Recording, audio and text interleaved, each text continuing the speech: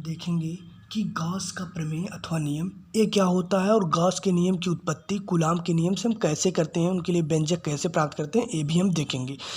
तो गॉस का नियम समझने से पहले थोड़ा सा हम पीछे चलते हैं कि विद्युत फ्लक्स क्या होता है। अगर आप एक बार विद्युत फ्लक्स को समझेंगे तो गॉस का नियम बहुत आसान हो जाता है। तो देखिए, जो विद्युत फ्लक्स होता है उसे हमने पढ़ा है कि विद्युत फ्लक्स को हम किससे व्यक्त करते हैं, फाई से। विद्युत फ्लक्स को हम किससे व्यक्त करते हैं, फाई से।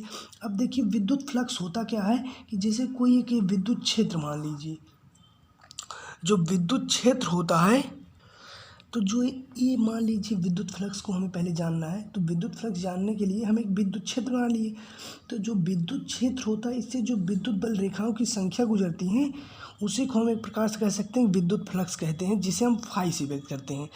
लेकिन गॉस के नियम में क्या होता है, गॉस के नियम में होता है जैसे हम कोई यहाँ पे एक बंद पृष्ठ ले लेते हैं। हम कोई एक बंद पृष्ठ ले लिए और इस बंद पृष्ठ से जो यहाँ पर वैद्युत बल रेखाएं गुजर रही थी। गॉस के नियम में क्या होता है, गॉस के नियम में होता है इस बंद पृष्ठ से क्या गुजरता है, विद्युत फ्लक्स गुजरता है। यानी कि इस बंद पृष्ठ से क्या गुजरता है, फाई ई गुजरता है। तो इस बंद पृष्ठ से गुजरने वाले वैद्युत फ्लक्स जो होते हैं, किसी बंद पृष्ठ से गुजरने वाले वैद्युत फ्लक्स जो होते हैं, वो पृष्ठ में जो आवेश उपस्थित रहते हैं उसका 1/ε गुना होता है। इसके कहने का मतलब क्या हुआ कि जैसे मान लीजिए कोई एक, हम यहाँ पे एक बंद पृष्ठ ले लिए भाई, जैसे हम यहाँ पे एक बंद पृष्ठ ले लिए, ठीक। अब यदि इस बंद पृष्ठ में क्यू आवेश है, जैसे मान लीजिए हमने इस बंद पृष्ठ में क्यू आवेश मान लिया, इस बंद पृष्ठ में पूरे क्यू आवेश हैं।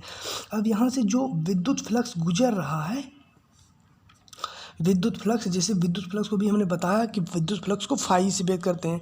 तो जो विद्युत फ्लक्स है फाई ई, तो इस पृष्ठ में जैसे कितने कुल आवेश हैं, कुल आवेश क्यों हैं, तो कुल जितने आवेश हैं उसका क्या होता है 1/ε गुना।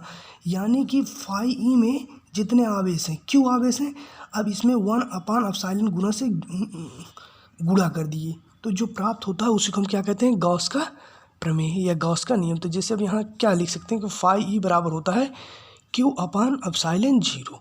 यही होता है गॉस का प्रमेय। यानी कि किसी बंद पृष्ठ से, जैसे हमने यहाँ पर एक बंद पृष्ठ लिया, कि किसी बंद पृष्ठ से गुजरने वाला विद्युत फ्लक्स, यहाँ पे देखिए क्या गुजर रहा है, विद्युत फ्लक्स। गुजरने वाला विद्युत फ्लक्स जो होता है, उसके अंदर जो ये पृष्ठ है, इसके अंदर जो कुल आवेश रहता है उसका क्या होता है 1/ε गुना होता है। और जो ये 1/ε है, इसे क्या कहते हैं, हम इसे कहते हैं निर्वात या वायु की विद्युतशीलता। आप निर्वात की विद्युतशीलता भी कह सकते हैं या वायु की विद्युतशीलता भी कहा जा सकता है। अब जैसे मान लीजिए कि कोई पृष्ठ है, उस पृष्ठ में क्यू आवेश उपस्थित है।